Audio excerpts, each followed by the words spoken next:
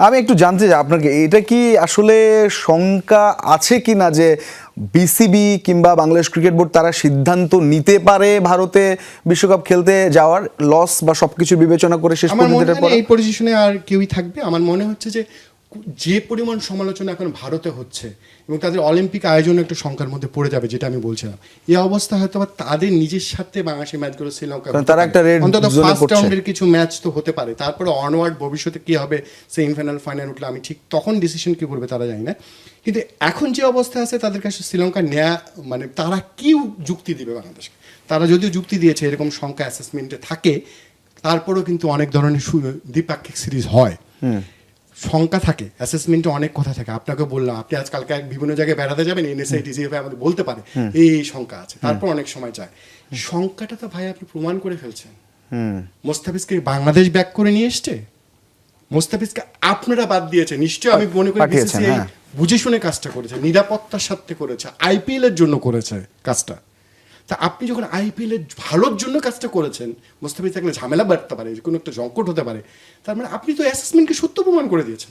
তাহলে সময় যে হাতে আছে তাতে অন্য জায়গায় শিফট করারও সুযোগ নেই নাকি? আছে, আছে সুযোগ আছে, এমন কোনো কঠিন কাজ হওয়ার কথা না। শ্রীলঙ্কা যদি ম্যাচ দিয়ে দেন, সেদিকে কেন এগোচ্ছে না বিষয়টা? খুব আমার মনে হয় কথাবার্তা হচ্ছে, একবারই সবকিছু দুইজনের প্রতিষ্ঠান চাইলেই এখানে কিন্তু আপনি যখন শিফট করবেন, সমগ্র আইসিসি কিন্তু একটা বোর্ড অফ ডিরেক্টর মিটিং হতে হবে, অন্য দলগুলোকে, কারণ সূচি ঘোষণা হয়ে গেছে, আবার পাল্টাতে হবে, তারপরে এখানে ব্রডকাস্টার আছে, স্পন্সর আছে, সবাইকে রাজি করাতে হবে, ব্যাপারটা থাকে। কিন্তু সেই জন্য যখন পরিস্থিতি ক্রিয়েট হবে তখন ব্রডকাস্টার অনুভব করবে, হঠাৎ করে রাজি হলে তো ব্যাপারটা এরকম না।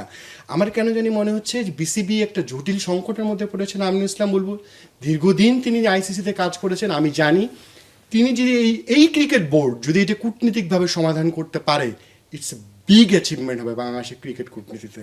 যদি তারা শ্রীলঙ্কাতে ম্যাচটা নিয়ে যেতে পারে, বিগ অ্যাচিভমেন্ট হবে তাদের জন্য। আর যারা এই মুহূর্তে বারবার বলবে যে কেন ভারতে দল পাঠানো, আমার মনে হয় তারা আসলে এই চিঠিটা ভালো করে পড়বেন, ভালো করে বোঝার চেষ্টা করবেন, বুঝে শুনে কথা বলা উচিত এই অ্যাসেসমেন্টের পর। এবং অ্যাসেসমেন্ট যখন আবার প্রমাণ করে দেয়, আপনি মোস্তাফিজকে বাইরে পাঠাই দিয়ে।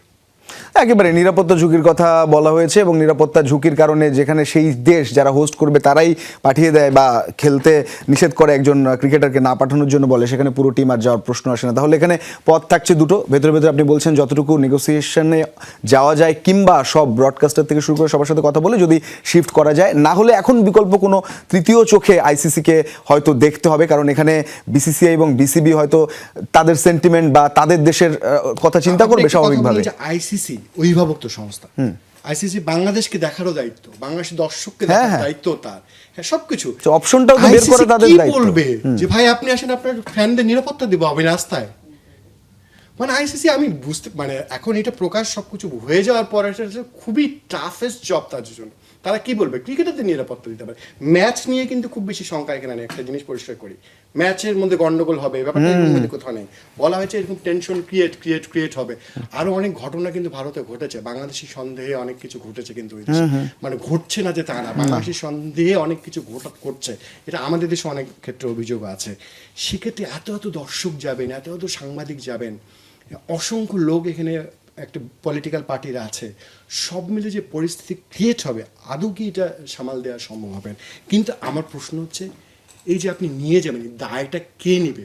বলবে কে? রঞ্জন আপনি আসেন, আমি দায় দেখতে, আপনি আইসিসি নেবে না?